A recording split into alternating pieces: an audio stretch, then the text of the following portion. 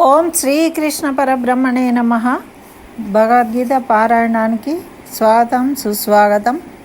అందరికీ నమస్కారం అండి. మనము ఈరోజు ఉదయం పూట 47వ శ్లోకం, సాంఖ్యయోగంలో 47వ శ్లోకాన్ని అర్ధసహితంగా పారాయణం చేసుకున్నాము. ఇప్పుడు 48వ శ్లోకానికి వెళ్దాం. వెళ్ళే ముందు మరి 47వ శ్లోకంలో చెప్పినది ఏంటిది అంటే, మా ఫలేషు కదాచన, కర్మ చేయాలి, కర్మలు చేయకుండా ఆపొద్దు, కర్మఫలం వస్తుంది అని తెలిసినప్పటికీ కర్మఫలం నందు మనకు అధికారం లేదు. కర్మ చేయడంలోనే నీకు అధికారం ఉంది.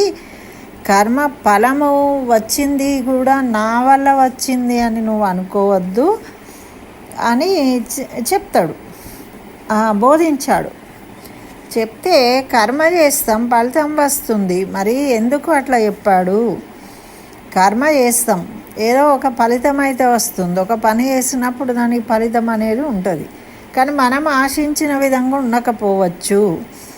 మనము ఒకటి అనుకుంటే ఒకటి కావచ్చు. దానివల్ల ఏమవుతుంది, నేనే దీనికి కారణమైన అని మనము మన మీద వేసుకొని దాని గురించి మనము రోధిస్తూ ఉంటాం. మనకు కావాల్సిందే వచ్చింది అంటే అంతకు మించిన అంటే మనం ఊహించింది రాకపోవచ్చు, రావచ్చు. మనం ఆశించిందే అవ్వచ్చు, అవ్వకపోవచ్చు. కానీ మనకు వచ్చింది మాత్రము మనకు తగినదే వస్తుంది. ఇప్పుడు ఒక్కసారేమో నువ్వు ఊహించిందే వచ్చింది, అవును నేను చేయబట్టే వచ్చింది అనుకుంటావు. అదే పని ఇంకోసారి చేసినప్పుడు రాకుంటే భగవంతుడు అట్లా చేసిండు, ఇయ్యలేదు అంటావు. అంటే ఈ రెండింటికి ఎంత డిఫరెన్స్ ఉన్నది అంటే, ఇక్కడ నీకు ఫలితం మీద అధికారం ఉన్నది, అక్కడ ఫలితం మీద అధికారం లేదు. అంటే నీకు అనుకూలంగా ఉన్నప్పుడు నువ్వు ఫలితం మీద అధికారం ఉన్నట్టు మాట్లాడతావు, భావిస్తావు. నీకు అనుకూలం లేనప్పుడు, నీకు నచ్చని రీతిలో ఫలితం ఉన్నప్పుడు అది భగవంతుడి మీద నెట్టేస్తావు. అంటే అది కర్మయోగం కాదు, అది శాశ్వతమైంది కూడా కాదు. ఇప్పుడు నీవు అనుకున్నట్టు వచ్చిన ఫలితమైనా అది కొంతవరకే, కొంతకాలానికే ఉపయోగపడేది. ఒకవేళ రాకపోయినా అది మళ్ళీ మారిపోవచ్చు. అది ఎప్పటికీ అట్లానే ఉండదు దాని రిజల్ట్ అనేది. ఈరోజు ఒక పని చేసినాము, ఈరోజు దానికి ఒక ఫలితం ఉంది. ఆ ఫలితం రేపు కూడా ఆ పని చేస్తే మళ్ళీ ఇంకోసారి చేసినప్పుడు అదే ఫలితం ఉండదు. చేసినప్పుడల్లా రకరకాల ఫలితాలు ఉంటాయి, రకరకాల ఫలితాలను ఆశిస్తాము. వచ్చినప్పుడు అనుకూలంగా ఉన్నప్పుడు మన మీద వేసుకుంటాము, రానప్పుడు భగవంతుడి దయ లేదు అని అంటూ ఉంటాము. కొంతమంది ఏమంటారు, అవి చాలా కష్టపడి కర్మలు చేసినప్పుడు అవి ఫలించక వీళ్ళకు నచ్చినవి అవి రానప్పుడు దుఃఖపడతారు, రోధిస్తూ ఉంటారు. కాబట్టి మరి నీకు అనుకూలంగా వచ్చినా అనుకూలంగా రాకున్నా నీకు వచ్చే ఫలితము నీ కర్మ ఫలమే. నీకు ఏది రావాల్సిందో అదే వచ్చింది. అది నీకు ఉపయోగం అవుతుందా కాదా ఇప్పుడు నీ ఉద్దేశం ప్రకారం. కానీ సర్వేశ్వరుడు, అన్నీ తెలిసినవాడు, కర్మాధికారి, ఆయన ఫలితాన్ని ఇస్తున్నాడు. కాబట్టి నీకేది తగిందో అదే ఇస్తాడు.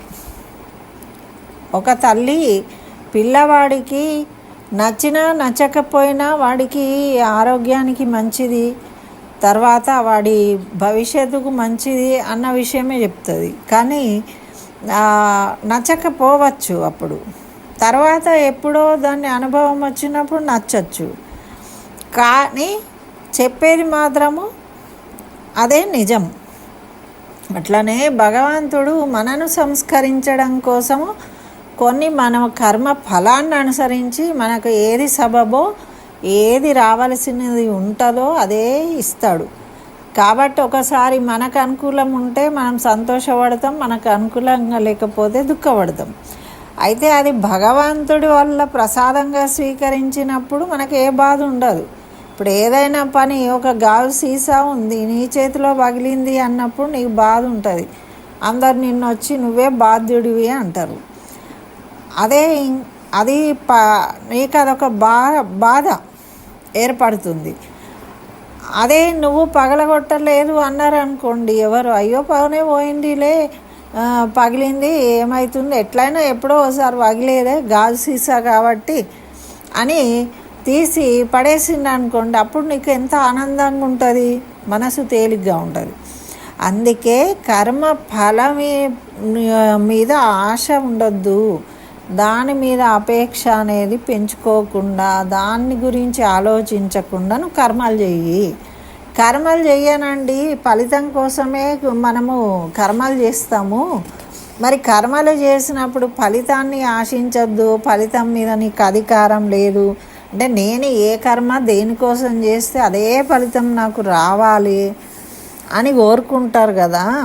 మరి అట్లా రానప్పుడు వచ్చి ఎన్నిసార్లు చేసినా ఇది నాకు సక్సెస్ అవుతలేదు అని వదిలేస్తాం.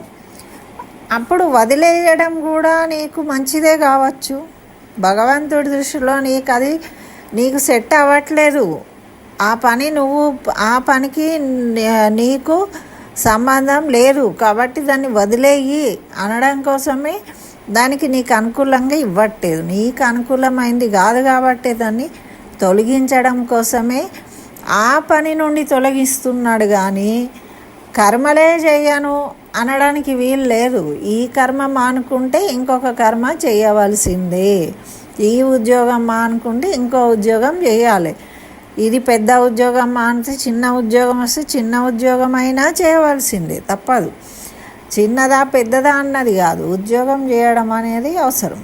అట్లా మనము ఫలితాన్ని ఆలోచించకుండా మన కర్మలు మాత్రమే చెయ్యాలి నువ్వు, అప్పుడు అవి కర్మయోగంగా మారుతుంది అని చెప్తే, కర్మయోగి కర్మఫలం కొరకు కర్మ చేయడం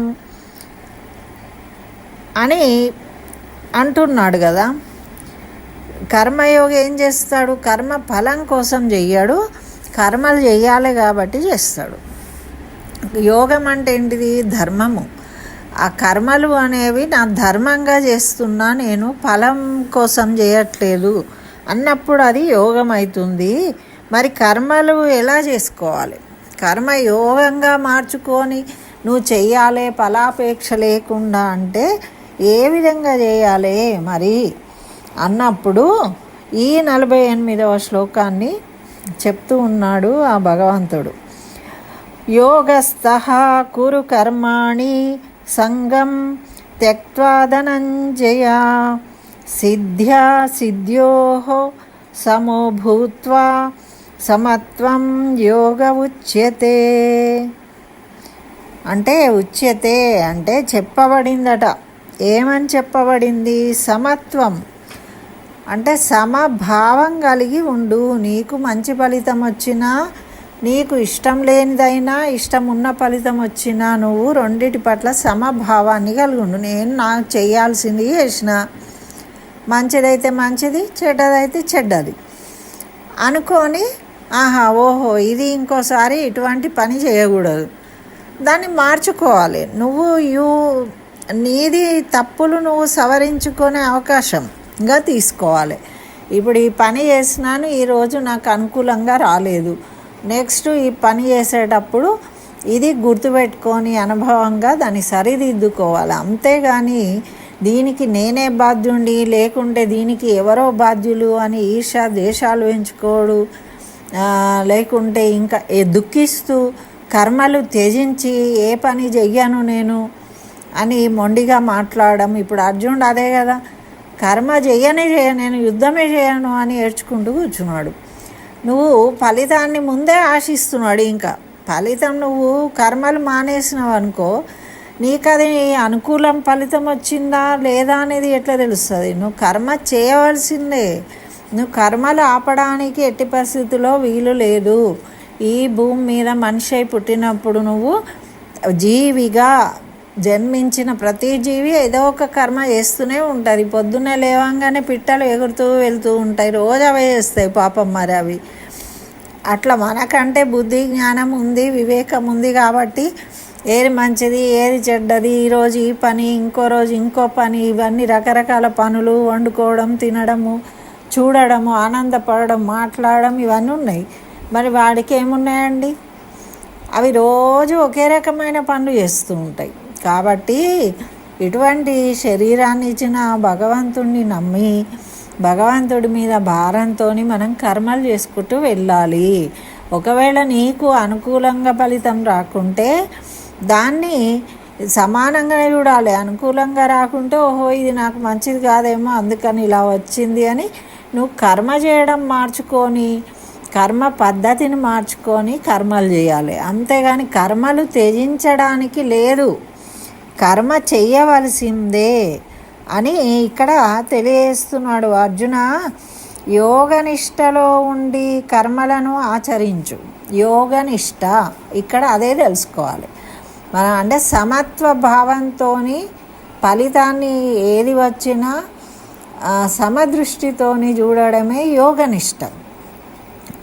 ఆ విధంగా ఆలోచించి ఆ విధమైన భావన కలిగి నువ్వు కర్మలు చెయ్యి. ఇప్పుడు ఇక్కడ ఏ విధంగా నువ్వు చేయాలో, యుద్ధం చేయడం అంటేనే ఎదుటి వాళ్ళను ఓడించడం, వాళ్ళను చంపుతావా కొడతావా ఏం చేస్తావా అన్నది యుద్ధం అంటేనే అది. నువ్వు ఆ పని చెయ్యాలి. అంతేగాని అయ్యో వీళ్ళకు రక్తం వచ్చింది, వాళ్ళకు చెయ్యి ఇరిగింది, వీళ్ళకు కాలు ఇరిగింది, వీళ్ళు బాధపడుతున్నారు అన్నప్పుడు నువ్వు యుద్ధం చేయడం ఎట్లా చేస్తావు? యుద్ధం అంటేనే అది కదా, ఒకరిని ఒకళ్ళు ఓడించుకోవడం, కొట్టుకోవడమే కదా. కాబట్టి నువ్వు చేయాల్సింది యోగనిష్టతోని చెయ్యి, ధర్మంగా భావించి చెయ్యి. అర్జున, కర్మలను ఫలాసక్తిని విడిచిపెట్టు. ఆ ఫలం మీద ఆసక్తిని పెంచుకోకు. అయ్యో వాళ్ళు చచ్చిపోతారే అనేది నీకెందుకు అయ్యా, వాళ్ళు చచ్చిపోతే నీ ధర్మం నువ్వు నిర్వర్తించు. మరి ఫలము సిద్ధించినా సిద్ధించకపోయినా సమబుద్ధితో ఉండాలి అంటున్నాడు ఇక్కడ. సిద్ధ్య సిద్ధ్యో అన్నాడు. అంటే సిద్ధించినా సిద్ధించకపోయినా, ఒకవేళ ఫలితం నీకు అనుకూలంగా ఉన్నా అనుకూలంగా లేకపోయినా నువ్వు సమభావంగానే ఉండు. వచ్చింది ఓకే, కంటిన్యూ అదే పని అదే విధంగా. లేదు ఓహో ఇది రాంగ్ కాబట్టి దీన్ని ఈ కర్మ ఈ విధంగా చేయకూడదు, ఇది మార్చుకోవాలి. అది వివేకం, జ్ఞానము అంటారు దాన్ని. ఆ జ్ఞానం కలిగి నువ్వు కర్మలు చేస్తూ వెళ్ళాలి.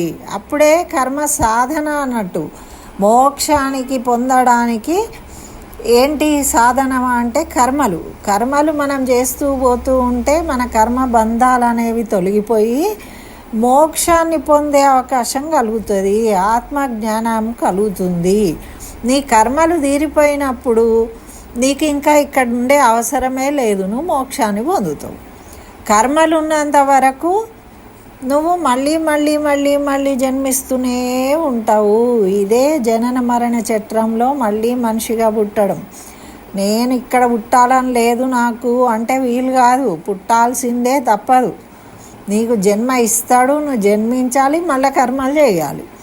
నీకు అది ఇష్టం లేదు అంటే మనకి వచ్చిన జన్మలో మనము ఎక్కువ కర్మలు చేయాలి. ఎక్కువ కర్మలు చేసి కర్మ బంధనాలను తొలగించుకోవాలి. మనం ఏమీ చేయకుండా మనకు ఉన్నదాన్ని ఇంకా సుఖపడాలి, ఇంకా ఏదో అన్నీ ఎవరో చేస్తే మనం అనుభవించాలి అనుకుని ఏదో ఇంకా ముందు వాళ్లకు తెచ్చిపెట్టాలి అనే ఆలోచనలతోని మనకే దిక్కు లేదు. మనం ఇంకా ఎవరికో ఏం చేస్తామండి, మనమే కర్మబంధంలో చిక్కుకొని ఉన్నప్పుడు ఇంకా ఇతరుల కోసం చేయడం కాదు, ముందు నీ కర్మబంధాలను తొలగించుకోవడానికి నువ్వు ఉత్తమ గతి పొందాలంటే నువ్వు కర్మలు చేయు. ఆ చేసే కర్మలు భగవంతుడి ప్రసాదంగా ఫలితాలను స్వీకరించు. ఇప్పుడు ఎవరన్నా భగవంతుడి ప్రసాదం అంది ఇచ్చిచ్చిందండి. ఇప్పుడు ఎవరన్నా ఇంట్లో నేను స్వీట్ చేస్తానండి తినండి అని తెచ్చిచ్చారు. తెస్తే దాంట్లో తీయగా ఉందా చప్పగా ఉందా, మరి బాగుందా, బాగాలేదా, ఉడికిందా, ఉడకలేదా, ఇవన్నీ వస్తాయి, చెప్తాము. కానీ ఎవరైనా భగవత్ ప్రసాదం అండి మేము గుడికి వెళ్ళాము అని తెచ్చిచ్చినప్పుడు దాన్ని ప్రసాదంగా స్వీకరిస్తాము. అది ఎక్కువనా తక్కువనా, కొంచెమా బాగానా, అది ఉప్పు ఉందా లేదా, కారం ఉందా, ఇవన్నీ ఏమి చూడం కదా ప్రసాదం అన్నప్పుడు. ఆ విధంగానే మనం కర్మలు చేసినాక వచ్చే ఫలితాన్ని దైవ ప్రసాదంగా స్వీకరించు. ఆ సర్వేశ్వరుడు అధికారి నీకు ఫలాన్ని ఇవ్వడానికి. నీకు ఏ విధమైన ఫలం ఇవ్వాలో ఆ విధమైన ఫలాలను ఇస్తాడు. ఇప్పుడు నీకు ఒక ఫలం రాలేదు కాబట్టి నువ్వు త్యజించినా మళ్ళీ నీకు మోక్షార్హత రాదు. నువ్వు ఇంకా కర్మలలోనే చిక్కుకుని ఉంటావు. ఇంకా నీది నువ్వే పెంచుకున్నట్టు, నువ్వే ఇంకా కష్టాలు తెచ్చుకున్నట్టు. ఇప్పుడు పనులు చేసుడు మానేసినాము అంటే మనము ఇంకా కష్టాలు కొని తెచ్చుకున్న వాళ్ళం అవుతాం. మరి కర్మలు చేస్తూ ఉంటే వాటి ఫలితాలను మాత్రం ఆశిస్తూ చేస్తే కూడా మళ్ళీ ఇంకా ఎక్కువ కర్మ బంధాలలో చిక్కుకుపోతాం. ఇంకా ఎక్కువ కర్మలు చేయాలి, అవి తొలగించుకోవడానికి ఇంకా ఎక్కువ జన్మలు ఎత్తాలి మనం. ఆ విధంగా 2 రకాల మనము నష్టపోతాము. మళ్ళీ ఈ మధ్యలో మనకు అనుకూలంగా రాలేదు అని బాధ, రోదన, ఇలా రోధిస్తూ టైం వేస్ట్ చేసుకుంటాం. కాబట్టి నువ్వు అధికారము నీకు కర్మ చేయడం మీదనే ఉంది, ఫలితం మీద లేదు. అందుకని నువ్వు సంగత్వమే సంగతి, కర్మ చేస్తూ పో, ఫలితాన్ని విడిచిపెట్టు. కర్మ ఫలానికి నువ్వు కారణం కావద్దు. నేనే కారణము వీళ్ళు చావడానికి అనేది నువ్వు తీసుకోకు. నువ్వు కారణం కాదు. వాళ్ళు నువ్వు చంపినా చంపకపోయినా వాళ్ళు వస్తారు. కాబట్టి నువ్వు ఇప్పుడు బాణం వేయడం నీ ధర్మం, నువ్వు వేసినావు. వాళ్ళు చావడానికి నువ్వు కారణం కాదు అని ఇక్కడ కర్మయోగాన్ని బుద్ధికి పట్టించు. బుద్ధే కదా మనం జడగొడుతుంది. కర్మ చేయడము అన్ని మంచిగానే చేస్తాము, మన మనసులో అన్ని మంచి భావాలు ఉంటాయి. కానీ బుద్ధి ఏం చేస్తుంది, చెడగొడుతుంది అన్నమాట. ఆ బుద్ధి వల్ల ఆ కర్మలు చేద్దామనుకొని అక్కడ దాకా పోయిన వాళ్ళు చేయకుండా ఈ బుద్ధి ఏం చేస్తుంది, అడ్డుపడుతుంది. ప్రశాంతంగా మాట్లాడదాం అనుకొని పోతాము. ఆ బుద్ధి ఏమంటుంది, అరే నువ్వు ఇట్లే మాట్లాడతావా, నీది ఏంటిది, నువ్వు ఇట్లుంటావా అని నిన్ను రెచ్చగొడుతుంది. రెచ్చగొట్టేసరికి ఏం చేస్తావు, నువ్వు మారిపోతావు. నువ్వు ఎలా మాట్లాడాలనుకున్నావో అలా మాట్లాడకుండా మార్చుకుంటున్నావు. కాబట్టి నువ్వు బుద్ధికి ముందు ఈ యోగాన్ని అలవాటు చేయి, నియంత్రించు. బుద్ధిని నియంత్రించుకుంటే నువ్వు కర్మయోగి అవుతావు.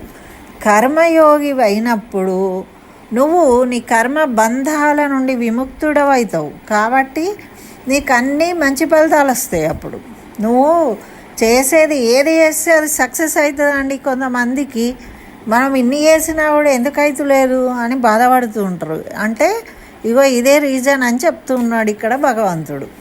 ఎవడైతే కర్మ ఫలం మీద ఆసక్తి కాకుండా చేసే పని మీద శ్రద్ధాభక్తులతోని దైవీ భావంతో పనులు చేస్తాడో, గౌరవంతో చేస్తాడో వాడికి నేనే ఫలితాన్ని ఇస్తా. వాడికి బాధ్యత అంతా నేనే తీసుకుంటా. కానీ వాడే నేను తీసుకుంటా అంటే ఒక పిల్లవాడు ఉన్నాడండి, వాడే నేను నడుస్తా అని పోతే పడుతూ ఉంటాడు, దెబ్బలు తాకుతూ ఉంటాయి వాడికి. అనగా తల్లి చేయి పట్టుకొని నడిపిస్తూ ఉంటే వాడు చక్కగా నడక నేర్చుకుంటాడు, పద్ధతిగా నేర్చుకుంటాడు. అట్లా భగవంతుడు మనను దారిలో పెట్టి మనకు సన్మార్గం చూపించడం కోసము ఈ కర్మలు చేయమంటాడు. కాబట్టి కర్మలను మనం చిత్తశుద్ధితో చేయాలి. కర్మ ఫలం గురించి ఎవరినో కర్మలు చేసే విధానంలో మనము ఇతరులకు హాని కలిగించడం కానీ, ఇతరులను ఇబ్బంది పెట్టేందుకు కానీ కర్మలు చేయకూడదు. మన ధర్మంగా మనం ఏం చేయాలో ఆ కర్మలు ఆచరించాలి. అటువంటి కర్మలు ఆచరించినప్పుడు సకర్మలు అంటారు వాటిని. సకర్మలను చిత్తశుద్ధితో నువ్వు చేస్తే, సమభావంతో ఫలితాన్ని చూస్తే నువ్వు కర్మయోగి అవుతావు. అలా నీ కర్మలను మార్చుకో అర్జున, లేచి యుద్ధం చెయ్యి అని ఈ 48వ శ్లోకం ద్వారా తెలియజేసిండు కృష్ణ పరమాత్మ అర్జునుడికి. సమత్వ బుద్ధిని ఎలా అలవాటు చేసుకోవాలి, ముందు బుద్ధికి అలవాటు చేయాలి అని తెలియజేసిండు. మరి రేపటి రోజు 49లో ఇంకా ఏం చెప్తాడో తెలుసుకుందాం. స్వస్తి. సర్వం శ్రీకృష్ణ చరణారవిందార్పణమస్తు.